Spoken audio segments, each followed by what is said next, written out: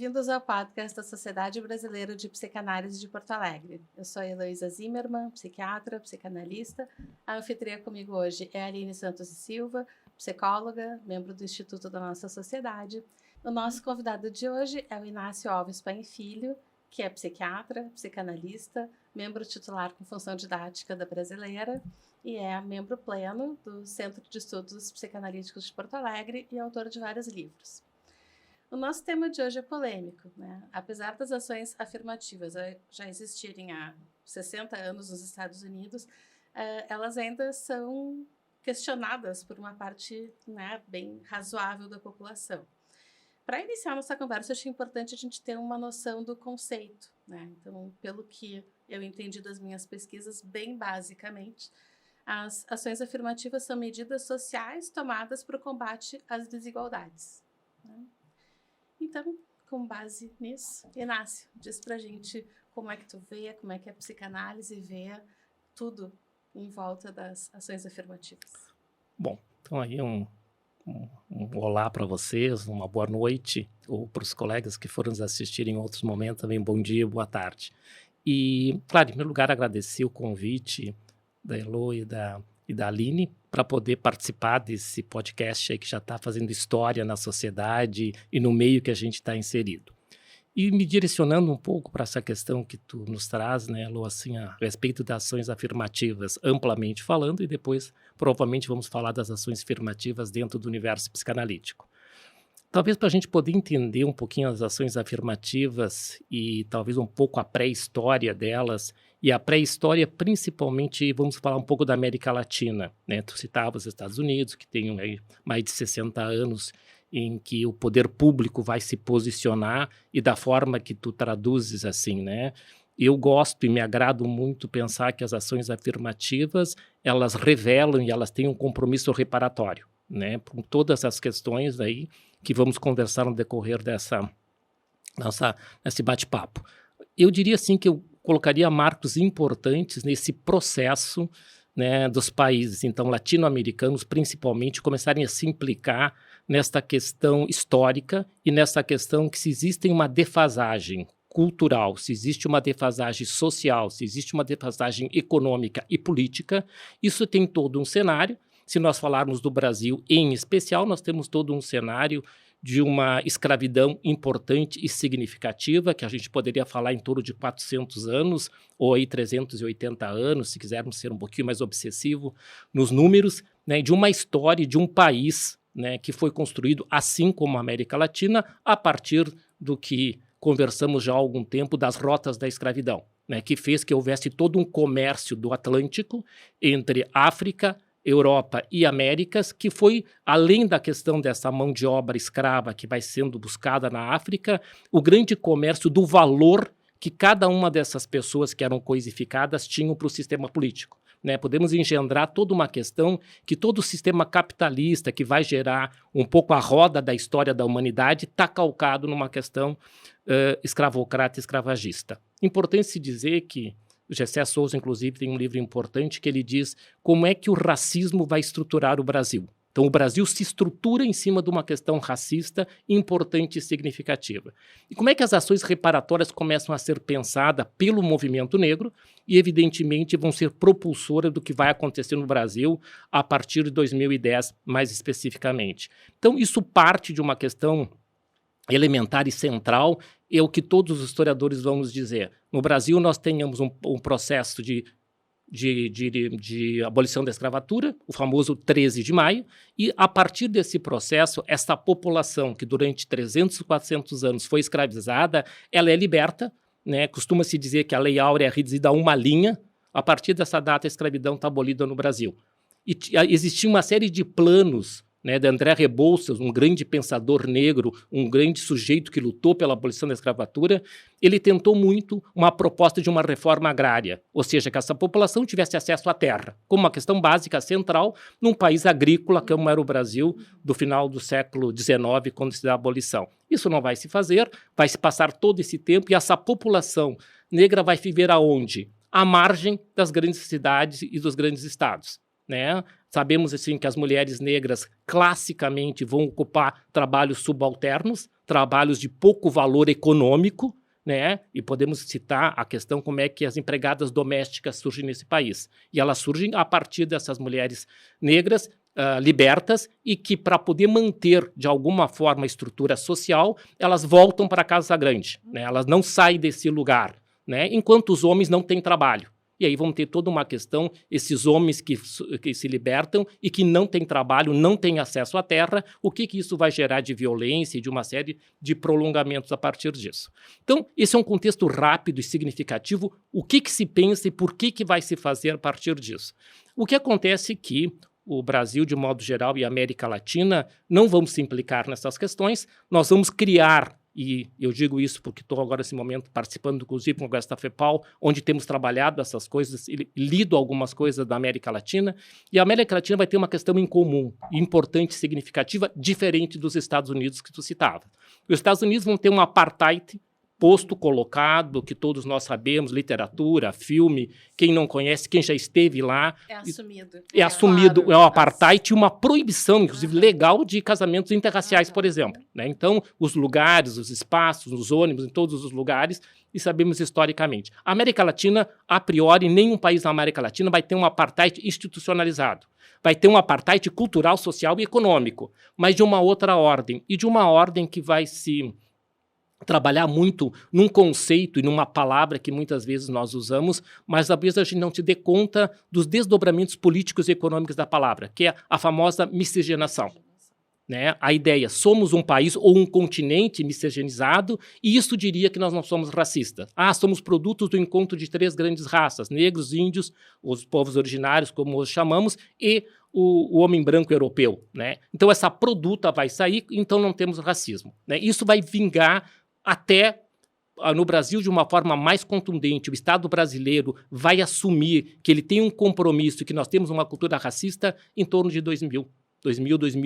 Até 2001, praticamente, o Estado brasileiro não se via e não admitia que tem uma questão racista estrutural importante e significativa. Eu ia comentar isso, que talvez o fato de nos Estados Unidos as coisas serem tão claras no sentido pode, não pode, é proibido, também facilita o enfrentamento da situação. Né? Aqui a coisa fica mais disfarçada. Sim, essa fantasia de miscigenação não deixa de ser uma desmentida, né? Pra Exatamente. gente falar um pouquinho de psicanalise aqui. Só um pouquinho. Não, mas tem razão. A gente não consegue fugir.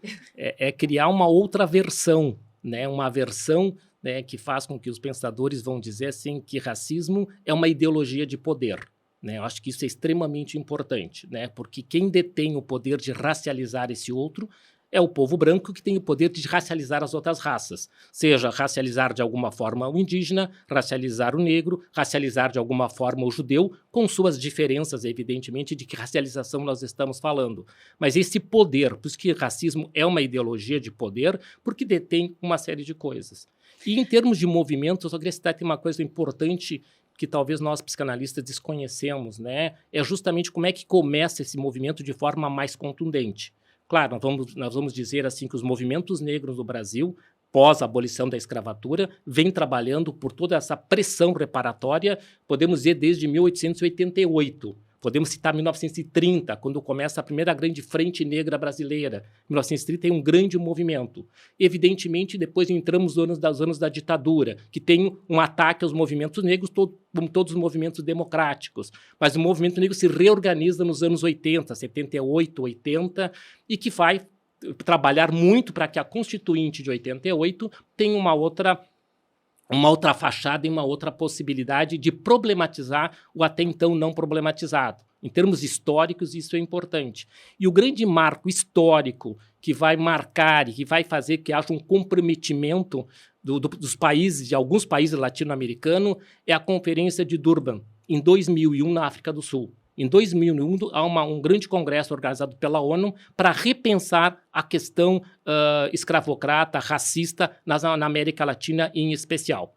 E o Brasil tem uma grande comissão que vai para esse espaço, onde essas questões passam a ser problematizadas de forma significativa e importante. e se eu estou bem de memória, esse é o momento em que nós estamos no governo Fernando Henrique Cardoso, e o Fernando Henrique Cardoso vai ser o primeiro sujeito que vai começar a trabalhar e reconhecer, pela pressão desses movimentos, né, que a questão racial era uma questão importante e teria que ser uma plataforma também do Estado, né, do Estado democrático, Estado de direito, dentro da máxima que não existe democracia com racismo. Então, ali começa o movimento em 2001, para chegarmos em 2010, aonde efetivamente começam ações afirmativas dentro do ambiente universitário. 2010. 2010. Ontem, né? Assim, As cotas começaram em 2012. Então, a partir de 2010, começam as ações afirmativas, e, se eu não me engano, começa pelo Rio de Janeiro e pela Universidade Federal do Rio de Janeiro e pela Universidade de Brasília. Né? E 2012 é quando o Supremo se posiciona e diz que as ações afirmativas são legítimas, dentro das questões que tu diz, né, da pressão social que se opunha contra as ações afirmativas, das mais variadas formas, e podemos discutir que formas e estratégias foram usadas para desqualificar ou tentar desqualificar a validade das ações afirmativas. Estamos fazendo 10 anos, agora que o Supremo novamente vai ter que se posicionar na ampliação das questões das ações afirmativas. E que nós vamos conversar também, acho que, ações afirmativas no que diz respeito à questão do racismo e ação afirmativa em relação às questões econômicas, né, que eu acho que são dois elementos extremamente importantes, que sempre são polêmicos e se pede para poder se discriminar o que são ações afirmativas que têm a ver com esse racismo estrutural e o que são ações afirmativas num país pobre, que temos uma população branca, negra, empobrecida, sim, mas por que quando se fala de ações afirmativas no que diz respeito às questões raciais, do que nós estamos falando, e como vamos discutir ações afirmativas em termos econômicos, sociais, de classe, é uma outra discussão. Eu acho super importante a força, né, com que tu fala, e eu concordo que esses são os dois blocos mais importantes mesmo.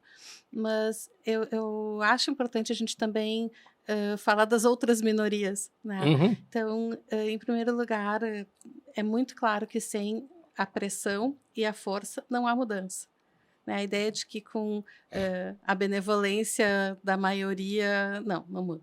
Né? Então, tem que ter movimento, tem que ter organização e tem que fazer pressão. Né? E, então, o movimento LGBTQIA+, é muito forte nesse momento. Né? Acho que as mulheres tiveram uma força de pressão também super grande e eu acho que tudo isso faz com que a gente esteja vivendo agora um momento muito aberto para tudo isso, né? Onde existe aceitação disso, porque nos anos em que tu citava antes, né, quando a gente era criança, isso não existia, não se falava nisso. Apesar de que nos Estados Unidos já havia, né? Então, eu acho muito bacana que a gente está conseguindo evoluir, né, com dificuldade, mas está indo. Não, eu acho que tu traz, assim, né, os vários segmentos que permeiam essas questões, né? Tem um conceito, acho que é importante, que eu acho que contempla isso, que é o conceito que, inclusive, é uma psicanalista, socióloga brasileira, que é a Lélia Gonzalez. Ela foi uma das pioneiras de trazer esse conceito de interseccionalidade. Né? O que se junta? As questões raciais, as questões de classe e a questão de gênero. Claro, quando eu estou colocando gênero, e a Lélia vai cunhar isso nos anos 78, 80, são os trabalhos dela que vai até os anos 90, né? Quando falamos em gênero, talvez a gente tenha que ampliar as questões LGBTQ+, que todo esse outro universo que vem. Então, tem toda uma interseccionalidade entre essas questões importantes e significativas. Se nós formos olhar um pouco a história daquilo que a gente tem acesso, né, os movimentos negros foram precursores, inclusive, do movimento feminista. Né? Quem vem antes são os movimentos negros. Né? Os movimentos negros, evidentemente, começam a se organizar, e eu estou falando em termos de Brasil, em termos dos Estados Unidos, temos uma outra história. Ele começa a se organizar e começa a desestruturar, de alguma forma, essa lógica patriarcal, colonial, do poder do homem branco europeu ou do homem branco brasileiro, etc. Né? Então, a partir do movimento negros se organizando, as mulheres, o movimento feminista também vai na esteira disso. né? Esse movimento feminista que vai resgatar, que vai se implicar, que vai buscar caminhos, etc. E, evidentemente, vamos ter num segundo tempo o que começa com as questões da homossexualidade, que era a grande questão. Nós sempre podemos dizer, né, que a psicanálise, quando ela nasce no final do século XIX e século XX, o grande desafio em termos das questões da sexualidade humana, além da sexualidade infantil, etc., mas uma coisa que desafiava a compreensão era a questão da homossexualidade. Né? Desde uma teoria inatista, né? Nascemos pré-determinados a ser homossexuais ou heterossexuais, e o Freud vai adentrar esse universo para nos dar a amplitude dessas questões. Eu acho que tem uma frase dele genial, que antes de mais nada, antes de fazermos escolhas de objetos heterossexuais, todos nós somos atravessados por escolhas de objetos homossexuais.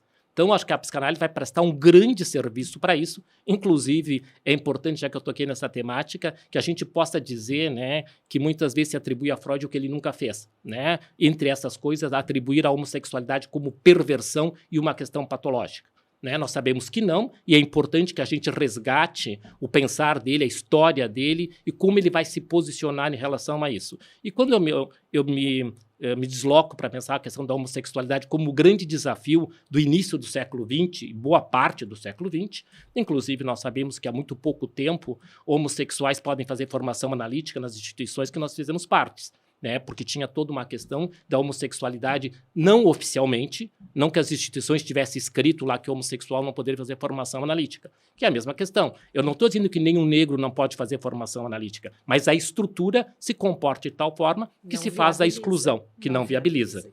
Né? Então, acho que todos esses movimentos, e claro que o nosso tempo, aí, final do século XX, início do século XXI, né, nós vamos lidando com as novas configurações da sexualidade humana, que ela é mais ampla do que nós concebíamos num primeiro momento. O que nós tínhamos de padrão de heteronormalidade, de famílias heteroparentais, etc., nós estamos tendo que rever uma série de coisas. E eu acho que a psicanálise está cumprindo o seu papel de rever esses vários quesitos. Mas se voltarmos às ações afirmativas amplamente para esses outros segmentos da população, acho que isso é extremamente importante, porque também temos uma dívida reparatória. Né? As novas configurações da sexualidade, elas não surgiram agora elas estão podendo vir à tona num tempo atrás onde isso não podia vir à tona. Inclusive, para voltar no mais conhecido por nós aqui, nós sabemos que a homossexualidade é considerada crime.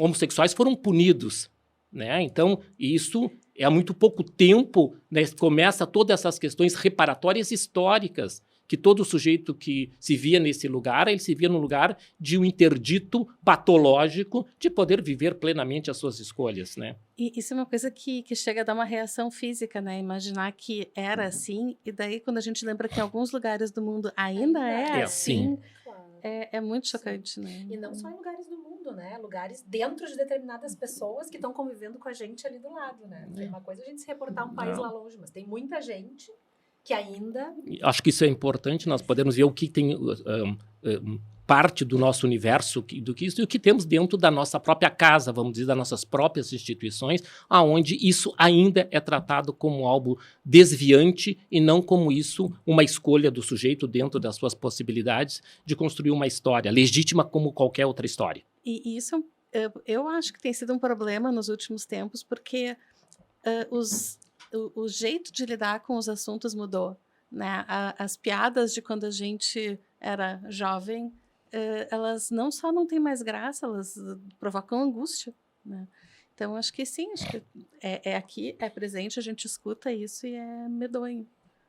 Eu acho que quando tu fala, né, de uma cultura que foi atravessada por questões racistas, homofóbicas, principalmente, e quando eu digo homofóbica, podemos, né, transpô-la para várias questões, isso foi marcado, nós somos uma geração que vivemos isso, né, que isso era tratado com naturalidade, e sem nos implicarmos que aquilo era um exercício de desqualificar o outro.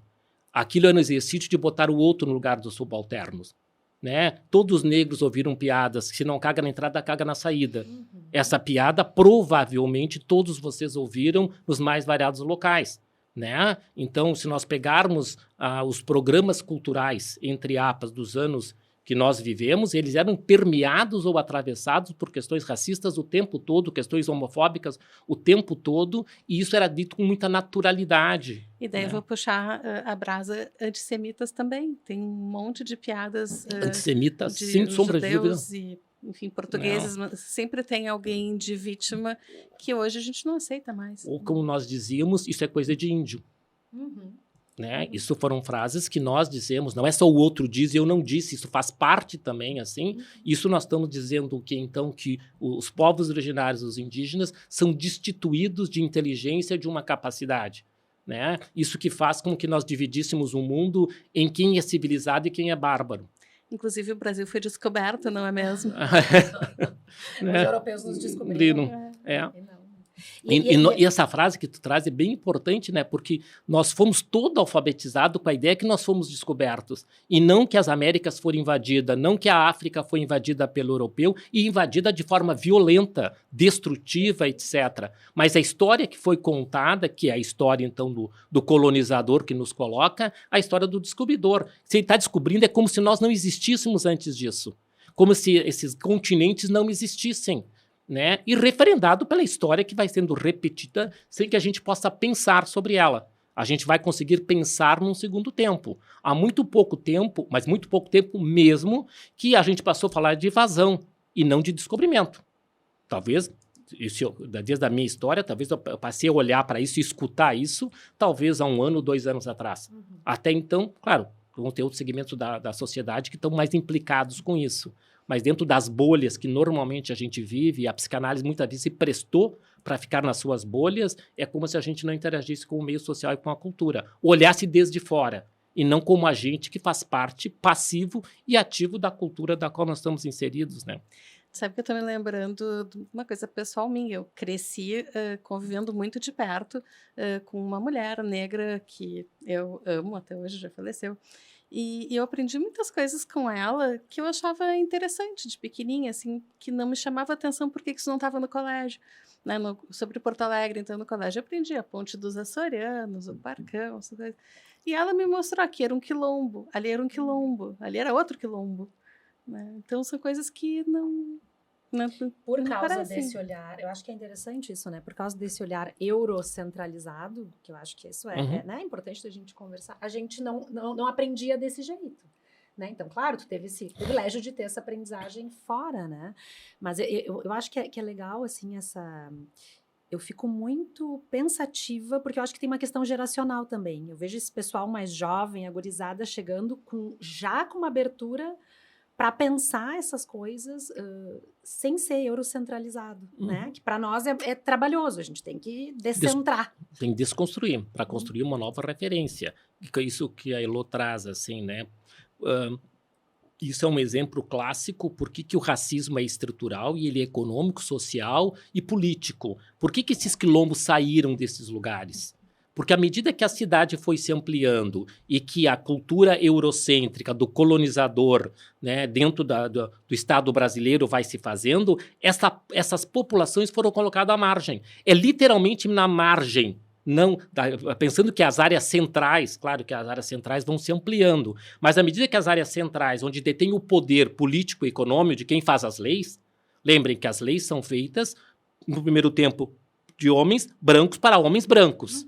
E no segundo tempo, as mulheres desses homens, mas no segundo patamar. Então, isso vai fazendo com que essa população vai sendo jogada para as encostas, aonde são áreas ditas não nobres, e aonde essa população vai colocar. Então, os vários quilombos que houveram no mundo afora, pensando em Porto Alegre, ficando na nossa casa de novo, eles não estão mais aí, tem toda uma história por que não estão mais aí, que interesses estão envolvidos nisso, e aonde é que essa população foi colocada, que é onde ela segue até hoje.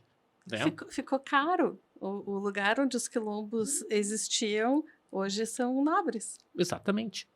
Né? Então, e esse mecanismo, isso é um pouco o que a gente chama da escravidão moderna, para que a gente não fique com a ideia, tem todo um processo escravocrata, escravagista, sem sombra de dúvida, resgates históricos, mas como é que o sistema da qual nós fizemos parte segue reproduzindo isso? Né? De que formas é reproduzindo isso? Né? Tem o Silvio Almeida que diz que, por exemplo, como é que um país como o nosso, alguém pode ser antirracista e contra o SUS? Não dá. É impossível. Porque, assim, quem é que vai se utilizar do Sistema Único de Saúde? Via de regra, não são a população mais vulnerável? E a população mais vulnerável num país como o nosso, 56% da população negra, é a maior parte da população em situação de vulnerabilidade histórica, porque Ela foi feita para ficar numa situação de vulnerabilidade. Então, quem ascende ao SUS, quem usa o Sistema Único de Saúde, por excelência, é essa população. Se tu é contra o SUS, tu é contra o quê? Que essa população siga viva. Viva, acesso à saúde, à pediatria, à formação, né? Então, quando tu questiona isso, tu tem que te perguntar o que tu está questionando, e por isso que a temática do racismo se torna tão dramática, e não é meramente uma questão da minha cor, da minha pele, e o problema do restaurante que eu não vou entrar, ou do restaurante que eu vou entrar, e que alguém vai me olhar, e tem uma pergunta muito importante que um grande pensador negro, Achille Mbembe, né? Ele é um dos grandes pensadores vivos da contemporaneidade, ele é de Camarões, mas está radicado na África do Sul, etc. No livro dele, que é um dos livros que eu julgo especiais no momento que eu estou lendo e debruçado sobre ele, é o Crítica da Razão Negra. E na Crítica da Razão Negra, ele tem duas perguntas que ele diz que são importantes para a constituição do sujeito. Ele não é psicanalista, mas ele tem um subtítulo que é A Clínica e o Sujeito. E lá ele diz uma pergunta, e que todos nós vamos concordar, que todos nós fizemos: quem sou eu? A psicanálise vive um pouco disso. Quem sou eu? Quem somos nós? Essa é uma pergunta intrínseca a alguém que procura um psicanalista. Independente do sofrimento dele, a pergunta quem sou eu, porque nós nunca sabemos quem somos. E ele diz que o povo negro tem uma outra pergunta que ele é feita, e que é uma pergunta com uma intimação, né? Quem é você? Ou seja, trabalhando essa pergunta, cada vez que a gente entra num ambiente e esse ambiente não é um ambiente que comporta a população negra, isso é perguntado no olhar de vocês. Quem é esse negro que está sentado num restaurante de classe A em Porto Alegre? Quem é esse negro que está entrando na Zara? Para pegar um exemplo. Quem é esse negro que está entrando num local onde não é? Então, essa pergunta, quem é você? Ela é uma pergunta que tem um grau de intimação. Ou é mais quem que tu pensa que tu é? Ou quem que tu pensa que tu é para estar nesse... não tem o direito de estar nesse lugar. Passo, nesse lugar, que são lugares classicamente de poder, né? Ontem eu estava na atividade, a Beth Semente falando de uma experiência dela com alguns grupos que ela trabalha em situações de vulnerabilidade. Ela disse assim que uma mãe dizia para ela que quando os filhos dela compram um tênis de uma marca um pouco diferenciada, eles têm que sair de casa com a nota que eles compraram aquele tênis para poder provar, caso eles forem interpelados pela polícia, que aquele tênis é deles e que não é roubado. Isso nunca vai acontecer, em tese, mesmo com pessoas brancas em situações de vulnerabilidade. Essa é uma marca importante que nós falávamos antes, né? Por que a questão racial ela é tão mais premente e a questão social, econômica, ela também está atravessada. Mas o menino branco, pobre, se ele tiver com um tênis X, uma das possíveis marcas que são objeto do desejo da adolescência, a possibilidade de ele ser interpelado pela polícia pelo tênis dele é remotíssima. Se o menino negro, em situação de vulnerabilidade, tiver com tênis, ele vai ser interpelado. Talvez aqui a gente possa fazer um desvio do nosso tema básico para tu ajudar a gente a entender a questão, a importância do projeto Ubuntu na nossa sociedade. Por que está havendo esse apoio para negros, negras e indígenas da área psi e não para todas as outras pessoas, como de baixa renda ou trans, enfim. Bom, acho que uma pergunta que vamos tentar a gente conversar sobre ela, e acho que é uma pergunta importante assim, né, na nossa conversa e com quem for nos escutar, né? Acho que a gente tem que entender um pouquinho como é que surge, né, essa questão, né? E vocês sabem, quem tem acompanhado, eu tenho um certo protagonismo nessa questão de vir a desacomodar em mim e nas sociedades, nas instituições da qual eu faço parte, né? E esse desacomodamento da questão surge de uma pergunta que o mundo se faz, né? Eu sempre cito assim que a primeira pessoa que fez essa pergunta e uma pessoa de reconhecido saber no mundo, de modo geral, é quando o Paul Sartre esteve no Brasil em 1960. E o Paul Sartre esteve no Brasil em 1960, ele fez várias conferências no Brasil, e numa das conferências, que eu acho que é no Rio de Janeiro que ele vai fazer, ele pergunta, onde estão os negros?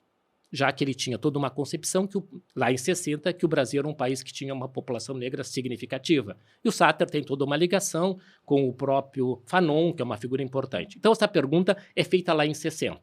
Né? E o mundo segue com todas essas questões e as instituições vão se perguntando muito pouco. Talvez as perguntas onde estão os negros começam a ser perguntadas em prol das ações afirmativas.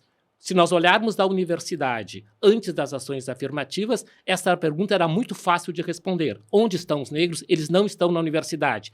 Nem na universidade, nem no ensino médio, nem no ensino fundamental, dentro das proporções que os dados estão aí para nos dizer. Então, essa pergunta, onde estavam os negros antes de 2010, 2012, era a história mais conhecida do negro único. Se eu perguntar para vocês, provavelmente vocês me digam que vocês devem ter tido um colega negro no curso de psicologia, se tiveram na medicina. E quando tiveram? Eu sou de uma turma, né, me formei em 86, eu era o único negro na minha turma. Uma turma anterior tinha mais, acho que um colega. Eventualmente tem 2 ou 3 colegas, mas são as exceções das exceções. E quanto mais valor social tem um curso, vamos dizer assim, se vocês me permitem, e a medicina deve estar no topo da pirâmide, inclusive pelas demandas de vestibular seguem ainda, né? Nós vamos encontrar. Então, essa pergunta, onde estão os negros, passa a ser feita em vários espaços. E não só nas universidades, as empresas que vão, de alguma forma, trabalhar essas questões, elas começam a se perguntar, a partir desse processo, a partir dos anos 2000, onde eles estão. E nós sabemos onde eles estão. Eles estão nesse apartheid. Eles não têm acesso a esses espaços. Espaços que têm a ver com formação cultural, com formação acadêmica, que têm a ver com gastos econômicos, financeiros e etc. Bom, isso vai se desenrolando, né? E como é que isso vai chegar, digamos, a nossa sociedade psicanalítica ou as sociedades psicanalíticas do Brasil como um todo, né? Eu sempre tenho que citar que a grande precursora dessas discussões não sou eu vou entrar nisso num segundo tempo. Quem começa a discutir isso e problematizar desde 2010, de alguma forma, é a Vânia Cidade, que todos nós sabemos, né, foi eleita agora presidente da FEPAL, estamos todos muito felizes com isso. Se ela vier nos escutar, ela sabe quanto nós estamos satisfeitos, quanto isso é um passo importante, significativo e transformador, né? É sairmos do discurso e partirmos para ações transformadoras. Então, a Vânia tem esse trabalho importante, tanto que o Rio começou a discutir todas essas questões do racismo de forma mais contundente a partir de 2010. Mas o Rio também vai ter o seu projeto de ações afirmativas, próximos ao nosso ali, também no mesmo tempo temporal, eles também estavam se posicionando e viabilizando. Bom, mas a partir dessa minha história, a partir do meu contato com a Vânia e a descoberta de uma outra coisa que é importante que se diga, e eu volto de novo a Neuza Santos, né, a grande intelectual negra, que é uma das grandes pensadoras, talvez diferente de muito dos estudos iniciais que se temos, nós temos uma psicanalista falando sobre isso. Nós temos muitos sociólogos falando sobre isso, antropólogos falando sobre isso, né, vários filósofos, o direito falando sobre isso, você tem Silvio Almeida, né, Djamila Ribeiro, várias personalidades importantes. No universo psicanalítico, estrito senso, né, a Neuza marca. Podemos citar a Virgínia num outro momento, né, lá em 45. Mas a Neuza ela tem uma pegada em um tempo importante e significativo, e o livro dela vai se tornar um clássico, que é Tornar-se Negro. E o Tornar-se Negro, eu acho que tem 2 grandes momentos do Tornar-se Negro que é importante para que eu possa vir a responder a tua pergunta. E quais são os 2 elementos? É assim, é quando alguém se descobre negro e como é que alguém vai se tornar negro, né? Todos nós vamos descobrir negro desde o intuito do que significa o negro na cultura americana e universal de alguma forma. Ser negro é ficar no lugar do subalterno, é ficar no lugar do sujeito destituído de valor. Ser negro, por excelência, é não estar no universo que envolve intelectualidade. Então, ser negro é um lugar de desvalia para ser reducionista, ao extremo. Toda criança negra, ela vai descobrir isso à medida que ela sai, digamos, do ambiente familiar dela. Vamos dizer que a grande marca disso, e hoje cada vez mais precoce, mas pegando na minha época em que a gente saía para ir para a escola no jardim, então a gente saía para ir para a escola aos 6 anos, 5 anos de idade, até então tu via no ambiente familiar, e no ambiente familiar tem um certo amortecimento via de regra para isso. Mas não necessariamente. Todo mundo é parecido, né? Todo mundo é parecido, tu tem um ambiente mais contido. Quando pegamos a escola, que hoje o maternal começa muito mais cedo, etc., essa marca vai ser anunciada pelo esse outro branco vai te dizer que tu é um negro, né? E por tu ser negro, tu não pode pensar que tu pode tanta coisa assim. Então, isso vai ser marcado, nossos corpos vão ser marcados por esse outro como um lugar de não valor. Então, e essa questão vai nos acompanhar, né, vida fora.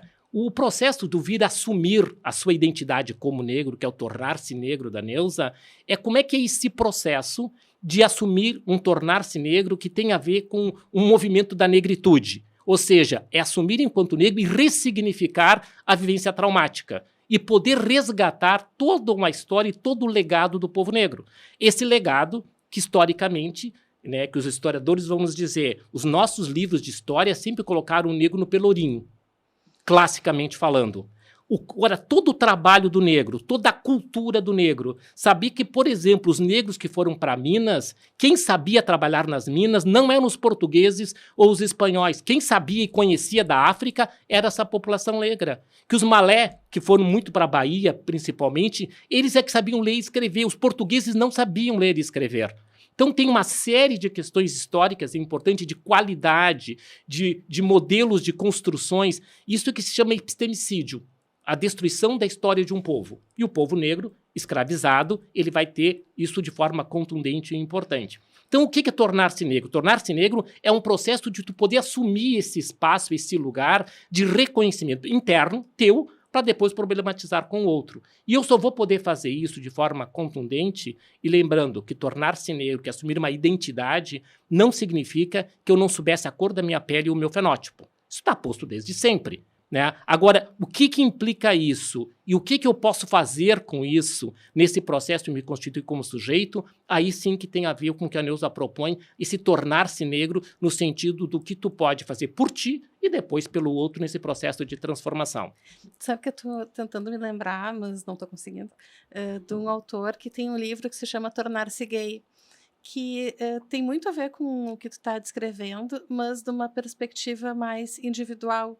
Né? Ele fala sobre homens, que até esse outro assunto que depois a gente pode tentar falar sobre o lugar de fala, né? Uhum. Então esse psiquiatra gay fala sobre isso, e ele fala como é importante para tornar-se gay ter o amor de outro homem, ter a valorização da identidade do que a pessoa é.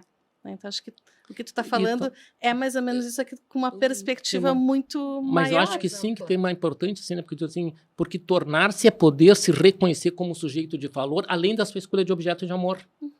Se eu vou escolher um objeto de amor que é um outro homem, ou se eu vou escolher um objeto de amor uma mulher, que é um fator da minha vida, mas saber que isso não me define como um todo. Isso é uma escolha, é um objeto, e que as minhas qualidades, as coisas, as interações com os grupos, o que eu me encontro com o outro, etc., isso é o que eu entendo, o tornar-se, que é poder resgatar e ressignificar uma série de elementos que foram destituídos pelo outro.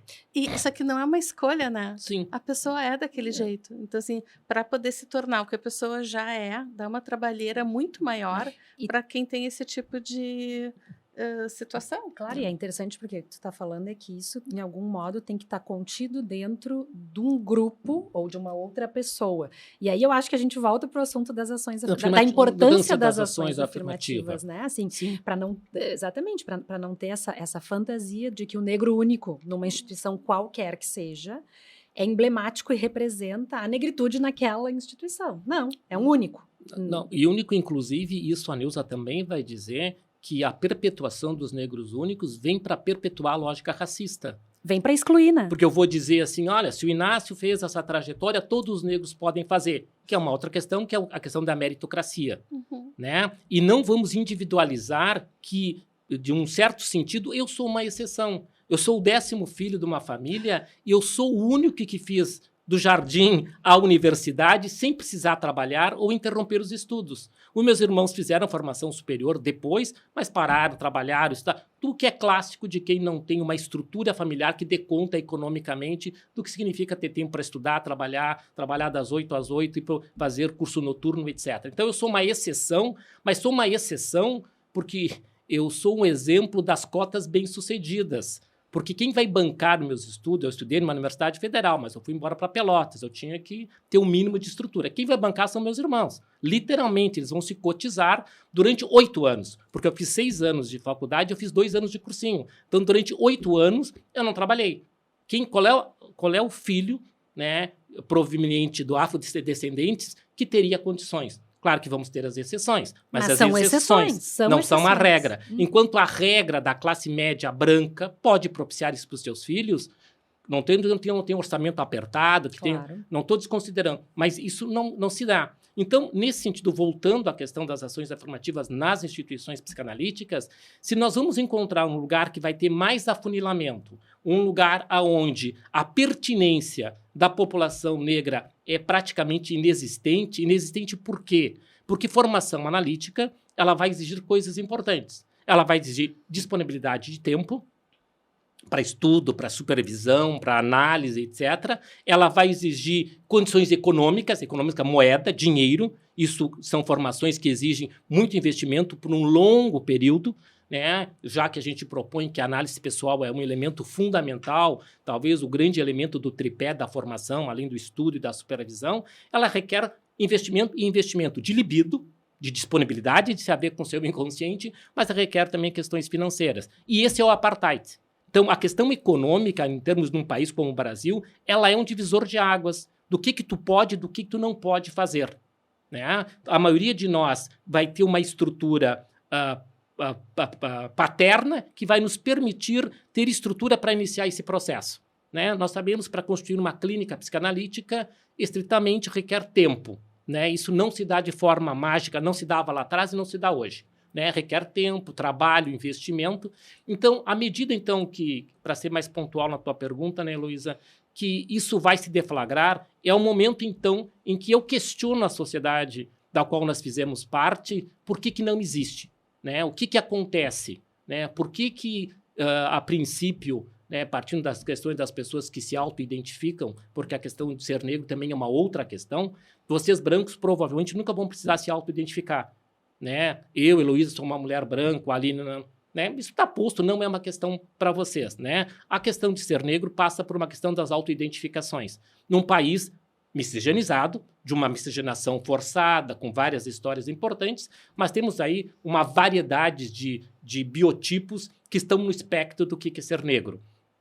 Não só a cor da pele, que a cor da pele é um dos elementos nessa questão, mas é muito mais do que isso. Então, a partir desse momento, a brasileira passa a se implicar nessa questão importante e significativa. E a questão racial e do racismo, que tem toda uma ligação com o povo negro, tem esse start primeiro. O que é esse start primeiro? Se nós, enquanto Brasil, concordarmos com essa história, e uma história em que houve uma exploração significativa, contundente, transgeracional, de uma violência não vivida na história da humanidade por ninguém nessas proporções. Nós falávamos das questões do judeu e, evidentemente, dramático todo o holocausto que houve, indiscutivelmente, etc. Mas, além disso, tem toda uma outra questão em termos de Brasil. Então, quando se pensa das ações reparatórias ou ações afirmativas, a partir desse primeira grande questão, eu te diria assim, que é uma questão, né, importante e significativa da instituição, da psicanálise brasileira, que a partir desses projetos tem se envolvido nisso,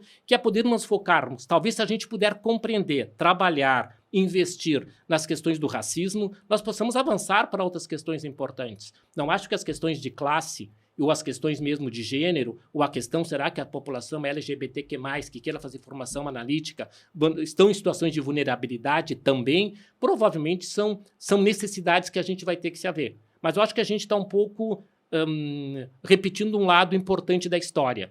Se eu te dizia primeiro assim, os movimentos negros foram extremamente importantes para vários movimentos libertadores no segundo tempo. Inclusive as questões do feminismo, elas são posteriores, né? O que se fez? Se tu pegar os Estados Unidos vão ter marcas importantes que foram o movimento negro que começaram a discutir a 14ª emenda, se não me engano, a 14ª emenda como uma questão importante. E a partir das posturas do judiciário em relação à população negra, vai abrir espaço para que as mulheres possam, no primeiro momento, num terceiro momento, as questões das novas configurações sexuais discutirem coisas. Então, eu acho que está num momento e num tempo de poder investir e trabalhar nessas questões, e isso sim viabilizar, à medida que a Comissão Ubuntu é um projeto que envolve questões econômicas, e as questões econômicas, para mim, é extremamente importante, porque é via as questões econômicas e o trabalho que a instituição tem que fazer, que os colaboradores têm que fazer, isso permite que a gente trabalhe o racismo institucional. Porque o racismo institucional ele não encerra no momento que chegamos a um acordo que vamos ter bolsas, que vamos fazer, que vamos viabilizar, como o projeto contempla. Não, isso é um terceiro tempo, que já tivemos um primeiro tempo de escutar onde estão os negros, fizemos um segundo momento, trabalhamos, montamos um projeto, discutimos com a sociedade. Temos um terceiro momento que está sendo instaurado o projeto. E à medida que o projeto está sendo instaurado, e eu acho que o Rio, por exemplo, não envolve, a princípio, dinheiro da forma direta que nós optamos aqui. É uma outra forma em que alguns colegas se dispõem a atender, a princípio, os valores X, que são mais viáveis. Nós optamos uma outra forma e que, evidentemente, essa forma pode ser repensada. Mas uma das coisas que nós já ganhamos com essa forma, porque à medida que envolve, então, a instituição ter que colaborar financeiramente, quer seja dedicando parte das atividades que são abertas à comunidade para isso, quer seja não cobrando o valor dos seminários que normalmente cobraria, quer seja os colegas se dispondo a trabalhar supervisão e análise por outros valores. Quando a gente faz esse movimento, então a instituição começa a ter que se haver. Por isso causa um mal-estar. Porque mexer em dinheiro é mexer na essência do que a gente chama do privilégio branco. Né? O privilégio que eu tenho e que eu vou ter que mexer no meu bolso, simbolicamente ou indiretamente, isso causa um mal-estar. Mas eu diria que é o mal-estar da mudança. Sem esse mal-estar, não tem mudança. E eu acho interessante que sempre se pode conversar e se ajeitar a situação. Alguém não está com possibilidade de pagar tudo, se ajeita o preço. Mas o que está acontecendo agora é a coisa de se implicar, como tu diz, né? A sociedade resolveu assumir e tomar a frente nesse sentido. E o efeito cascata que isso provoca, né? Porque todo o projeto vai impactar na escuta dos psicanalistas, a escuta racializada no consultório, né? Porque eu acho que isso a gente tem estudado lá na Brasileira, então assim, amplia um campo de escuta de coisas exatamente do racismo, do tornar-se negro, que, né, não vinha, ou se vinha para dentro dos consultórios, né, era entendido de um jeito sem essa racialização, né, entendido eurocentricamente. Eu entendido como uma questão que nós fizemos, e sempre cito que todo mundo a medicina, a psicanálise, a psiquiatria, a psicologia e o direito, para citar alguns, corroboraram para uma tese por muito tempo do racismo como um problema psicopatológico do povo negro. Né? É eu, Inácio, que tenho problema com a minha imagem. É eu que não dou valor à minha história. E não todo o processo de destruição da minha história, do acesso à história, do saber quem sou eu. Né? Voltando à questão anterior. Então, inclusive, não só pela questão que eu digo, omissão do movimento pensante, do sofrimento psíquico, etc., omissão, muitas vezes conivência, e muitas vezes fornecendo subsídios. Vocês sabem que toda a questão, né, no início do século XIX, né, a grande questão que existia no mundo era o racismo científico. Ou seja, a crença que os negros nasceriam constitutivamente como seres inferiores. Isso vingou por muito tempo. Isso de volta e meia volta quando se fala em questões fascistas, neonazistas, retomam as questões, né, desse racismo científico. Isso é uma coisa tão chocante, né? Porque, na verdade, nós somos de uma raça. Né? Nós somos humanos, homo sapiens. Mas isso, incrivelmente, isso ainda volta ocasionalmente, né? Especialmente quando esses movimentos começam a aparecer, né? A gente está vendo isso, né? Assim, quando aparece, vem essa resistência. E aparece, inclusive, assim, nesse mal-estar que eu conversava com vocês, nós fizemos parte da mesma instituição, assim, né? É como se fosse um privilégio, né, que a população negra, então, possa fazer uma formação com bolsa. Né? E quando coloca assim que é um privilégio e não é um privilégio, eu digo que é uma ação reparatória, né? Uma reparação histórica, né? Porque nós somos psicanalistas, nós não poderíamos dizer, mas eu não tenho nada a ver com isso. Não, tenho porque eu tenho uma história. E toda a nossa história, ela tem a ver conosco. Assim como eu tenho que dar conta de uma história, de uma violência nessa diáspora forçada do povo negro, eu tenho que me haver com essa história. Eu sempre digo para os colegas brancos, vocês também têm a ver com a sua própria história. E a sua própria história não é só a história...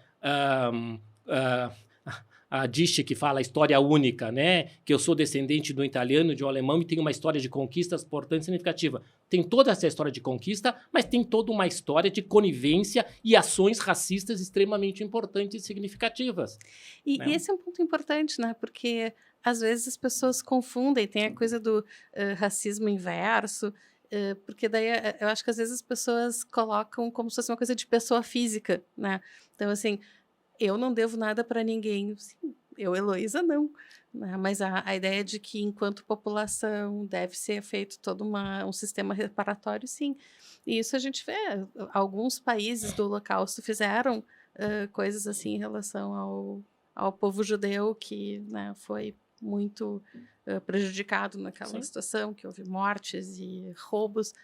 Então, é justo que se façam ações reparatórias. Por isso que quando eu digo assim que o Estado democrático, por excelência, é quando consegue se responsabilizar e pensar que formas vamos fazer isso, né? De que maneira vamos... Quando a brasileira ela assume a sua parte dentro de um contexto histórico, da qual todos nós fizemos parte, nós estamos nos responsabilizando com aquela máxima, né, da Angela Davis, que não basta não ser racista, tem que ser antirracista. Como é que a gente é antirracista? Fazendo discursos, falas, estudos, produções e ações. Quais são as ações factíveis de nós fazermos? Inclusive, não só ações no sentido como nós estamos fazendo, mas nós temos produzido. Nós produzimos pela primeira vez na sociedade uma revista sobre racismo.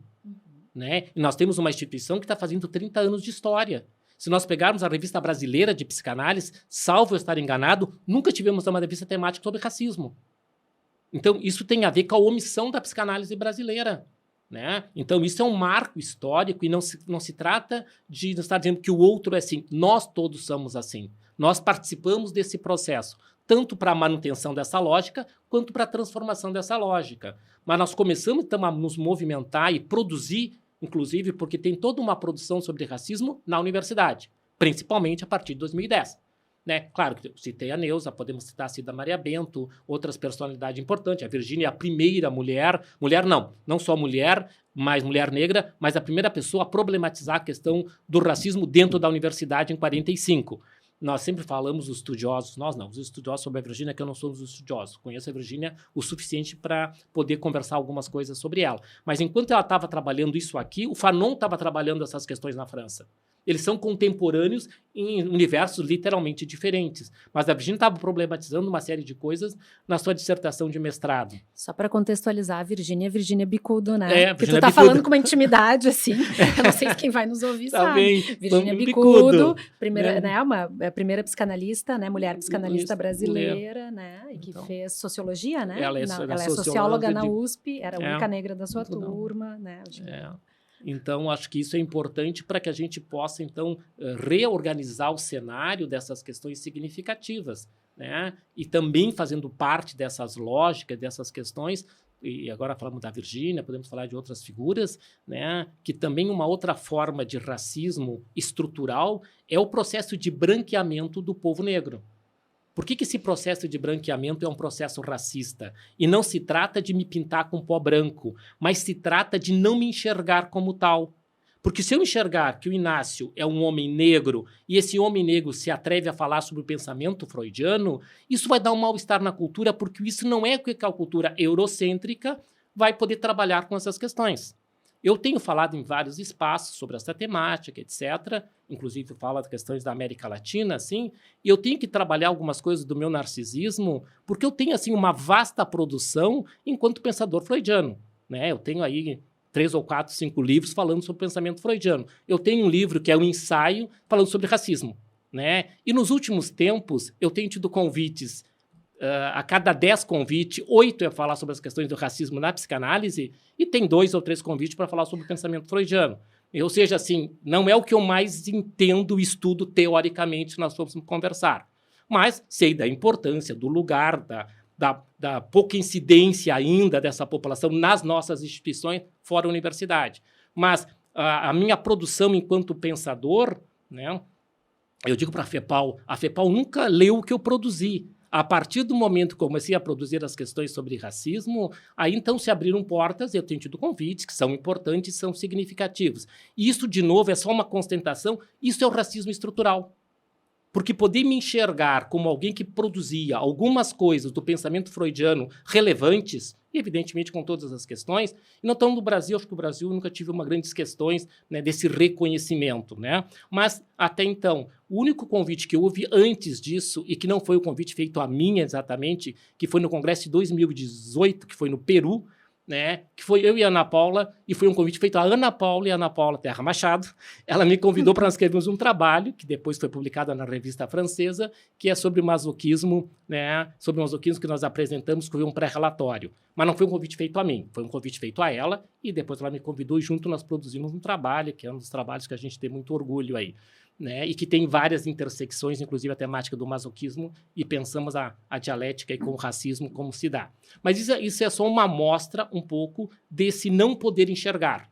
Né? E por que a gente não pode enxergar? Porque não está no script, não está no roteiro que se espera. Né? E, evidentemente, esse trabalho a gente tem que fazer e poder transpor essas questões. Né? E mesmo esses autores negros, né? Eu tava falando agora, eu estava pensando aqui, eu estou há 20 anos... Né, formada e estudando psicanálise, e a primeira vez que eu fui lendo o texto da Virginia Bicudo foi ano passado. Quer dizer, né, assim, Neuza Souza Santos, todas essas, né, são autores que a gente está descobrindo, e acho que isso tudo está atravessado, né, pelo racismo estrutural, né, pelos privilégios da branquitude, a gente nem falou disso ainda.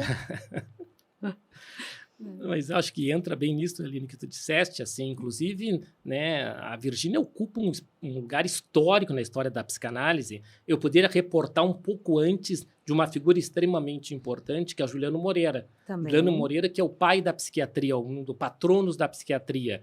E, de novo, vocês poderiam dizer, mas ele é um homem negro que está nesse lugar.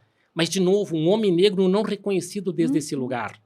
Né? É o tipo assim, a gente olhar para Machado de Assis e perguntar quanto tempo a gente levou para descobrir que o Machado de Assis era negro, pensando na nossa história infantil. Faz pouco tempo. Provavelmente não, porque nesse processo de branqueamento não se considerava e poder contemplar quem são esses sujeitos negros que falam de outras coisas desde um outro lugar. Que talvez entre no que tu falava, né, Luísa, rapidamente, que eu acho que é uma informação importante, que é sobre o lugar de fala, né? Eu acho que o lugar de fala, ele é problematizado aí. Eu vou dar a minha interpretação do lugar de fala. A Djamila tem um livro sobre isso, né? Outros autores vão pensar. O que eu entendo como lugar de fala e que não quero que fique como algo que tem a ver com o que a Djamila pensa e que vale a pena ser lido. O que eu entendo como lugar de fala é justamente a importância de eu saber desde que lugar eu estou falando. Né? Na minha fala aqui, eu estou falando desde o lugar de um homem negro que não vivi situação de vulnerabilidades mais graves e que tive essa possibilidade desse roteiro que eu citei para vocês rapidamente. Então, eu falo desde esse lugar. Se tu convidar a Vânia para falar, a Vânia é uma mulher negra implicada nessas questões históricas, o lugar de fala dela é outro. Nem melhor, nem pior, mas é outro. Né? Vocês sabem que, por exemplo, o lugar de fala de uma mulher branca é um, o lugar de fala de uma mulher negra é outro. Total. É outro porque são histórias diferentes e você sabe, quando o movimento feminista se instaura no mundo, de alguma forma as mulheres negras se dão conta que elas têm uma problemática que não é a mesma das mulheres brancas. As mulheres brancas, quando começam o movimento feminista, elas querem ter acesso ao trabalho. As mulheres negras querem ter trabalhos dignos, porque elas trabalham desde sempre. As mulheres negras, quanto mais tu volta na história, elas vão ser babá aos 8, 9 anos de idade. Então, a briga delas não é para trabalhar. A briga delas é para ter um salário digno. É para ter uma condição de trabalho respeitosa, para começar um pouco a história. Claro, depois vai mudando e tem toda uma demanda de ocupar espaços de poder, de reconhecimento, etc. Então, o lugar de fala é justamente eu saber desde que lugar eu estou falando. Bom, se a Heloísa vai falar desde o lugar dela, vai falar desde uma mulher branca, judia, com uma história, com uma série de questões, eu posso falar sobre as questões judaicas, eu não me sinto proibido. Mas eu vou falar desde o lugar, se eu quiser remeter a algumas questões judaico-cristãs, e desde esse lugar, eu, quando estudo Freud, me meto com as questões judaicas freudianas, olho o que eu penso sobre aquilo e faço uma leitura desde esse lugar, que provavelmente não é uma leitura de pessoas que têm uma intimidade plena com a cultura judaica, como se constrói algumas coisas. Mas quando eu falo, quando escrevo, eu escrevo desde esse lugar. Então, qualquer um pode e deve falar sobre as questões racistas. Se eu quiser que só eu possa falar, ou a Vânia, né, a Josi, que temos em Ribeirão, então nós vamos falar o tempo todo e vocês vão silenciar. Não, vocês têm que falar desde o lugar de mulheres e homens brancos que têm uma identidade com isso, o que pensam, por onde pensam, né? Quem começou a falar sobre branquitude não foram os homens e as mulheres brancas. Quem começou foram os homens negros, e as mulheres negras começaram a problematizar isso nos anos 50. No Brasil, eu estou falando isso, né? E depois isso vem tantos movimentos. Hoje, a Lia Werner é uma sumidade nas questões da branquitude para pegar uma mulher branca falando sobre isso. Temos a Cida falando sobre uma mulher negra e falando sobre essas questões que são importantes, são necessárias que seja falada. Mas desde que lugar? De que espaço eu estou falando sobre isso para que eu não possa querer que eu estou falando no nome do Inácio? Não, no nome do Inácio tu não vai poder falar. Tu até pode dizer, o Inácio disse tal coisa, a partir disso eu pensei tal, ou tu pode me citar, mas eu não te dei procuração para tu falar em meu nome. E por que o lugar de fala vai surgir? Porque nos primeiros grandes momentos, quando as questões raciais começaram a ser problematizadas no Brasil, eram problematizadas por intelectuais brancos. E eles falavam do negro desde esse lugar. E aquela, assim, a ideia é que eles sabiam mais de nós do que nós mesmos. É como o analista achar que sabe mais do sujeito que o busca que o próprio sujeito. O quanto ele tem de acesso, nós não sabemos. Então, ali tem um fator importante e significativo, é que cada um possa se responsabilizar pelo lugar que eu estou falando. E dos lugares que eu vou falar desde o lugar de um homem branco, que talvez eu tenha muitas falas racistas, porque eu carrego uma história. E talvez, se eu falar, eu posso ser escutado por alguém, e se alguém pode me devolver questões como essas. Olha, o que tu fala daqui, o que está colocado nesse momento. Então, a ideia é justamente nós assumirmos os nossos lugares para nos responsabilizar desde esse lugar. Eu tenho uma história, eu tenho um modelo de pensar, eu tenho uma criação. Bom, eu fui criado por pais racistas, onde a questão de que as mulheres negras só serviam para prostituição e que no meu imaginário eu não teria espaço para reconhecer uma mulher negra como objeto do desejo, que eu pudesse pensar em constituir uma relação estável com ela. Então, bom, tu vai falar desde esse lugar. Agora, se é um lugar crítico, reflexivo e buscando mudança, nós estamos numa fala importante e significativa. Bom, se são falas carregadas de ataques racistas, como a gente vai encontrar no nosso tempo, tá bem, mas é esse lugar que esse sujeito está falando. Então, o lugar de fala, na minha percepção, é justamente a gente assumir desde esse lugar que eu vou falar e desde esse lugar, bom, o que eu conheço sobre isso, como eu entendo isso. Então, acho que o lugar de fala, eu acho que ele sempre existiu. Né? Acho que a questão, assim, nós podemos olhar e nos responsabilizar. Que quando eu estou falando do outro, de respeito à dor do outro, e nós, psicanalistas, teorizamos sobre isso, pensamos sobre isso, mas desde esse lugar. Como é que isso ressoa dentro de nós? Como é que a gente devolve isso, né? Para poder estabelecer um diálogo de um cunho, vamos dizer, mais democrático, para falar em termos de democracia amplamente falando. Mas são conceitos muito psicanalíticos, né? Porque o jeito como tu está descrevendo é a percepção radical da alteridade, de que o outro é outro e eu sou um, e cada um vai ter o seu universo, né? E também é muito psicanalítico pensar, que eu acho que essa é uma questão que é o não saber frente a algumas coisas, que a gente vai se deparar o tempo inteiro. Por que será que em relação a essa questão, racismo no Brasil, e aí estou contextualizando muito, provoca todo esse mal-estar? Porque, né, a gente está o tempo inteiro pensando, eu não sei disso, eu não sei daquilo, eu não sei de tal vivência. Bom, eu também não sei da vivência de quem viveu na pele o racismo, porque não vivi. Simples, para mim me parece muito simples. Mas talvez o complicador, né, Aline, se dê justamente porque todos nós temos um racista dentro de nós. E essa é a questão, né? Quando isso vem para a cena, eu não consigo ter a isenção toda de que boa parte das outras coisas temos um certo distanciamento. Claro, somos todos seres humanos e carregamos. E a psicanálise vai nascer justamente porque ela vai integrar o sujeito e tudo nos compõe nas suas diferentes intensidades. Mas a questão do racismo, ela tem esse elemento extremamente importante, porque quando o outro entra em cena e ele problematiza isso, tu não tem como ficar de fora. Sim. Né? Cada vez que eu começo a falar isso com vocês, nos ambientes onde eu circulo, automaticamente eu vou estar implicando a ti. Até porque a minha fala vai ser uma fala provocativa, no sentido de tu poder ver o que isso implica dentro de ti, e tu não tem como sair da cena e dizer, não, eu não sou. Não, somos como somos e como trabalhamos para deixar de ser. O que eu vou fazer com isso? Somos que a gente está lá para tanto faz um ato falho, e nesse ato falho aparece né, essa pegada que está ali. E em mim também, porque as questões racistas, se ela constitui a cultura, nós negros carregamos uma questão de ter que transformar isso dentro de nós, porque também foi colocada uma ideia de que a nossa história é uma história de pouco valor, né? Uma história destituída de valor. Né? Quais foram os padrões estéticos que nós criamos? Falando de estética, como Freud propõe lá no Estranho, a estética como a qualidade do sentir. Né? Como é que essa estética, né, vai sendo trabalhada e as construções da nossa subjetividade a partir da questão racista? Ela está posta o tempo todo.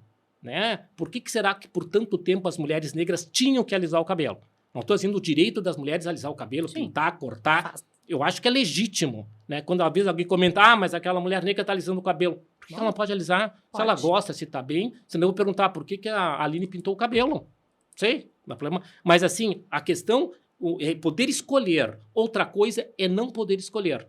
Né? Está determinado para que tu possa vir a corresponder a um padrão previamente estabelecido, tu vai ter que alisar o cabelo. O cabelo tem que ser liso. Então, e a questão do cabelo, vocês sabem que ela dá margem. Sim. E não é uma questão meramente assim, só o cabelo. Não, é uma questão que tem a ver com quem somos, como isso representa. Cabelo ruim e cabelo bom.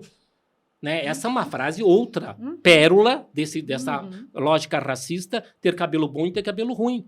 Né? Então, isso já diz da ruindade desse outro que eu coloco nesse lugar. E não que são cabelos diferentes, com padrões diferentes e com proposições diferentes. Hoje, o que a gente encontra são mulheres e homens negros podendo trabalhar com isso.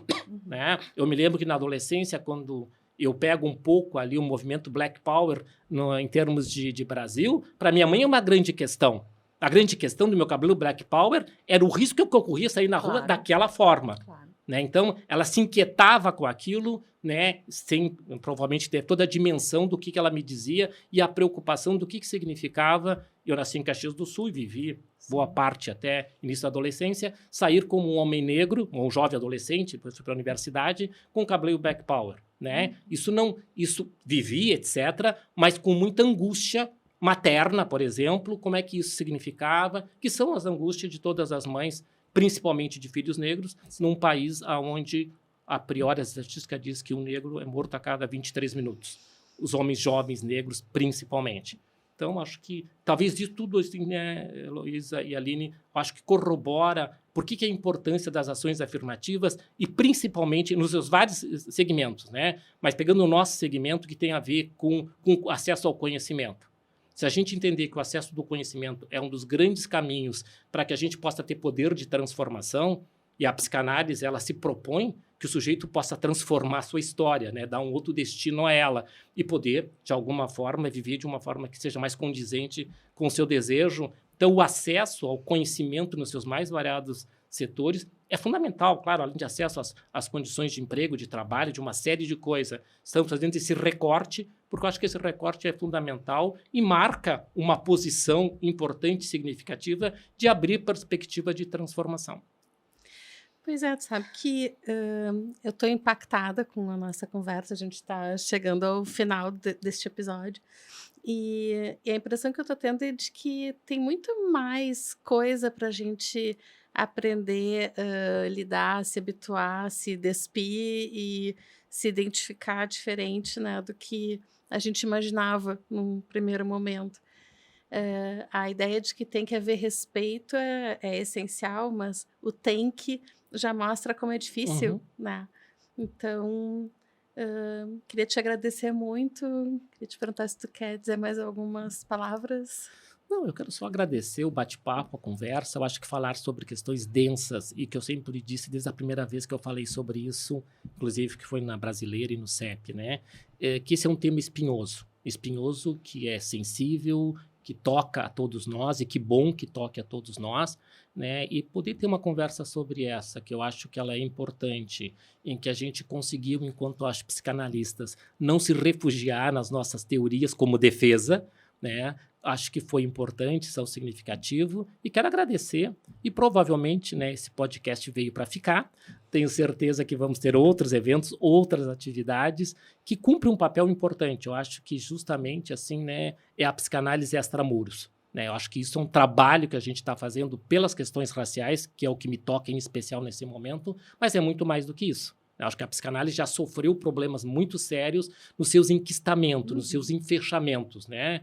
Eu acho que hoje nós estamos numa marca, quando a Aline falava da alteridade, etc., uma questão da exogamia, né? Da saída realmente e querendo falar, mas querendo escutar.